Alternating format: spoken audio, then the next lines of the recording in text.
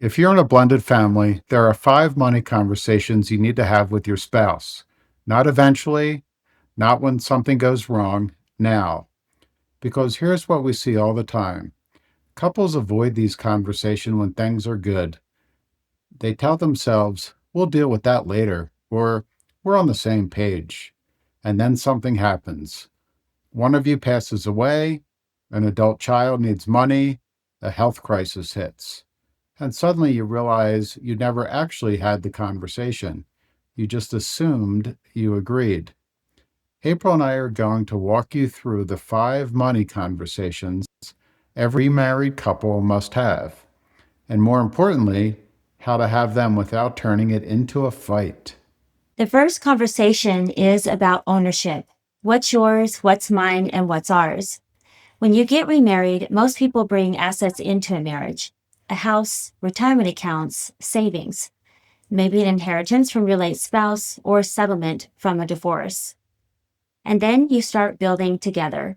You buy a new house, you accumulate savings, you pay off debt. So the question becomes, do we treat all of that as jointly owned? Do we keep some things separate? What belongs to both of us and what stays individual?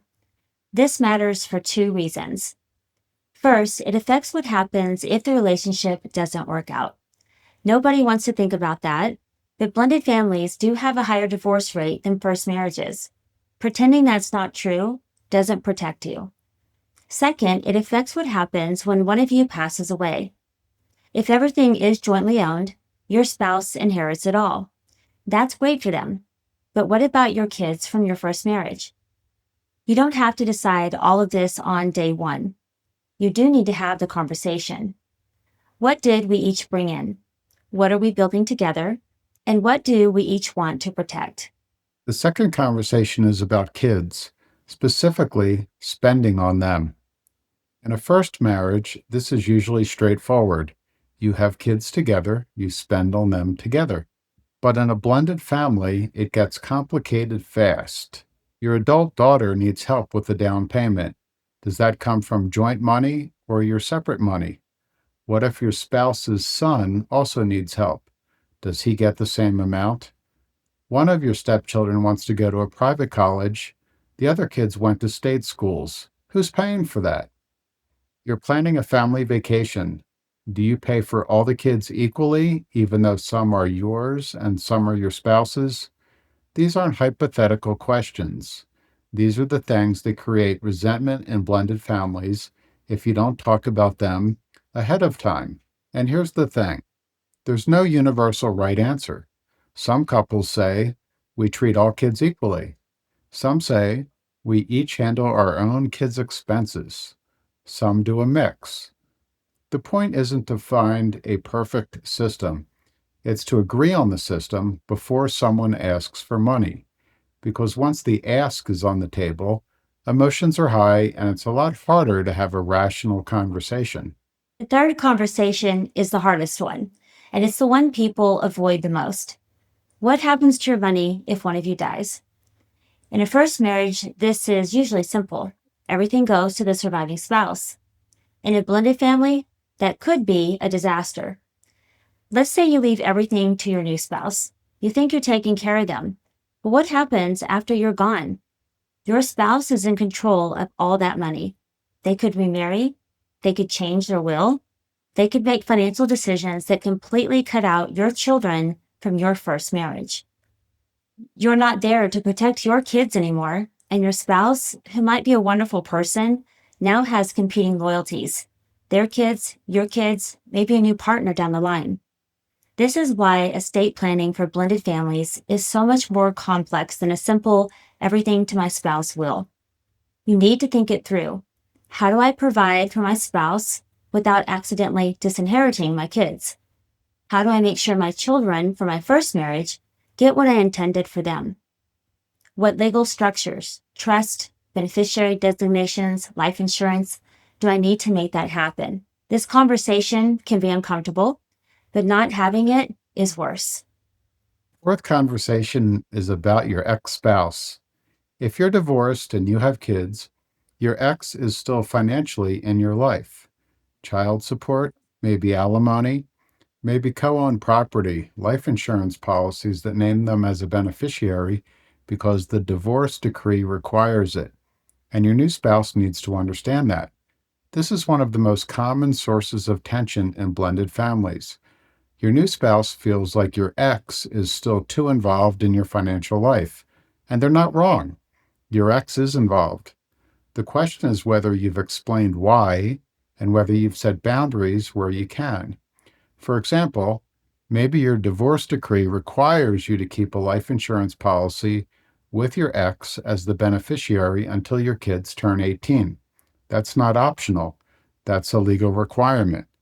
But your new spouse might not know that. They just see a life insurance policy that goes to your ex and think, why is that still a thing? You need to walk your new spouse through financial obligations from your previous marriage. What can be changed and what can't? What's temporary and what's permanent? And if there are things that can be updated, like removing your ex from a bank account or refinancing a jointly held property, you need to decide together whether and when to do that. This isn't about choosing between your ex and your new spouse. It's about being clear about why your obligations are and managing them intentionally. The fifth conversation is about inheritance. This is where blended families get really complicated because you're not just thinking about your spouse. You're thinking about your kids, your stepkids, maybe your spouse's kids from a previous marriage, and how all that fits together. Do you leave everything to your biological children? Do you split everything equally among all the kids, including stepkids? Do you leave your spouse enough to live on, and then the rest goes to your kids after they pass? And here's the question that nobody wants to ask out loud, but everybody is thinking. What's fair? Fair doesn't always mean equal. If you raised your stepchildren from the time they were toddlers, you might feel differently about inheritance than if you married their parent when they were already adults. If one of your children has special needs, they might need more financial support than your other kids. If you've already paid for one child's college and wedding, maybe the other child gets more in the estate to balance things out. There's no formula to this. Every family is different. What you can't do is avoid the conversation and hope it works out. If you don't make a plan, the state makes one for you. And the state's plan probably isn't what you want. You and your spouse need to talk through what you each want. And if you don't fully agree, you need to work with an estate planning attorney to structure things in a way that respects both of your wishes.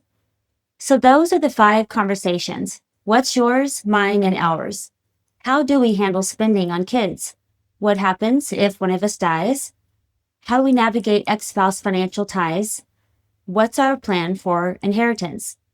Here's the thing about these conversations. They're not one and done.